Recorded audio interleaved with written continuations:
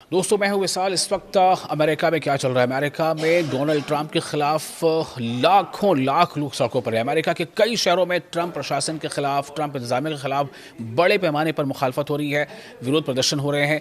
ये no Kings रैलियों का तीसरा दौर है, जिनमें पहले भी लाखों की तादाद में लोग शामिल हो चुके हैं। ये जो कैंपेन चल रहा है डोनाल्ड ट्रंप के खिलाफ, उनके फैसलों के खिलाफ, इस कैंपेन का नाम है नो किंग्स। जो इस रैलियों का इनेकाद कर रहे हैं, जो इसका आयोजन कर रहे हैं, उनका कहना है कि वो अमेरिकी राष्ट्रपति डोनाल्ड ट्रंप की लागू की गई नीतियों की मुखालफत कर रहे हैं।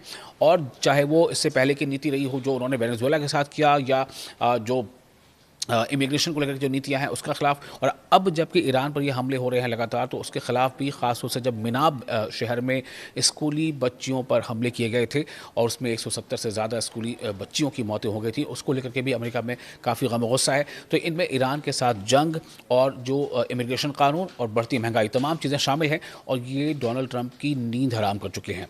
क्योंकि आयोजकों ने यह भी कहा है कि ट्रंप हम पर एक निरंकुश शासक की तरह राज करना चाहते हैं, जो हम बर्दाश्त नहीं करेंगे। और इसीलिए ये जो पूरे अमेरिका में कैंपेन चल रहा है नो किंग्स, यानी यहाँ कोई राजा नहीं है, या यहाँ कोई राजशाही नहीं है, ये डेमोक्रेसी है, और इसमें जन भावना अहमियत है।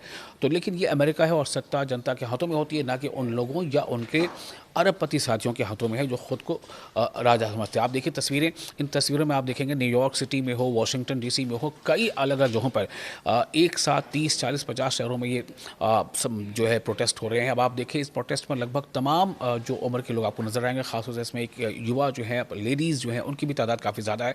सबके हाथों में प्लाकार्ड है। व्हाइट हाउस के एक प्रवक्ता ने ये जो सीरीज ऑफ प्रोटेस्ट चल रहे हैं, इसका कहा है कि ट्रंप दी रेजिस्टेंट थेरेपी सेशन करार दिया है, और कहा है कि इनकी परवाह सिर्फ वो लोग करते हैं जिन्हें ये कवर करने के लिए पैसे मिलते हैं। हालांकि इसको उन्होंने क्रिटिक किया है। तो ये पूरे दिन, चाहे वो शनिवार को ख़ास तौर से, पूरे दिन न्यूयॉर्क के अलावा वाशिंगटन डीसी और लॉस एंजलिस सहित अमेरिका के लगभग हर बड़े शहर में इसी तरह का नज़ारा देखा गया। वाशिंगटन जो वहाँ का कैपिटल है, वाशिंगटन डीसी के डाउनटाउन की सड़कों पर पूरे दोपहर रैलियाँ होती रही, पूरे दोपहर। अब आप देखें तस्वीरें, आप देखें आपको अंदाज़ा हो जाएगा। तस्वीरों में जो आपको दिख रहा है, जो लोगों का इसमें गुस्सा नज़र आ रहा है, जो उन्होंने प्लेकार्ड में जो नारे लिख रखे हैं, जिनमें लोगों की भारी भीड़ है जो मुजाहरा कर रही है। और इन मुजाहरीन से लिंकन मेमोरियल की सीढ़ियों पर कतारें लग गई हैं, और नेशनल मॉल भी खचाखच भर गया है कई जगहों पर।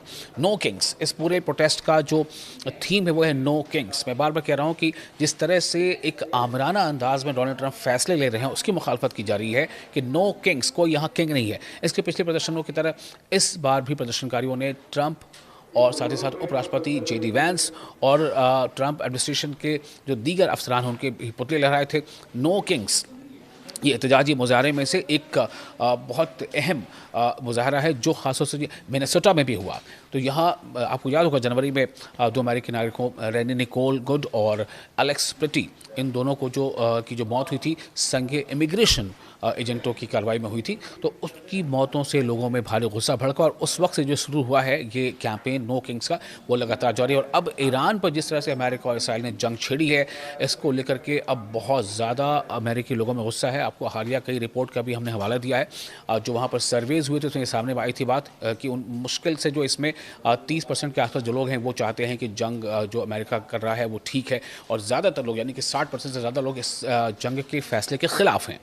तो इसमें इमिग्रेशन नीति से ही ये गुस्सा शुरू हुआ है, जहाँ से ये विरोध प्रदर्शन होना शुरू हुए थे, और अब ये डोनाल्ड ट्रंप के लिए एक तरह से गले की फांस बनता जा रहा है। आपको बता दें कि कई मुबस्सिरीन ये भी राय रखते हैं कि जिस तरह से डोनाल्ड ट्रंप ने पहले कहा था बीच में कि 48 घंटों का हम वक्त दे रहे हैं ईरान को, वो शर्तों पर मान जाए या फिर बड़े हमले होंगे उनके पावर सेक्टर्स पर, पावर प्लांट पर। उसके बाद फिर उसको बढ़ा करके उन्होंने जो है 5 दिन का टाइम कर दिया था, फिर 5 दिन से बढ़ा के फिर उन्होंने उसको आगे 10 दिन बढ़ाते हुए 6 अप्रैल तक का वक्त कर दिया।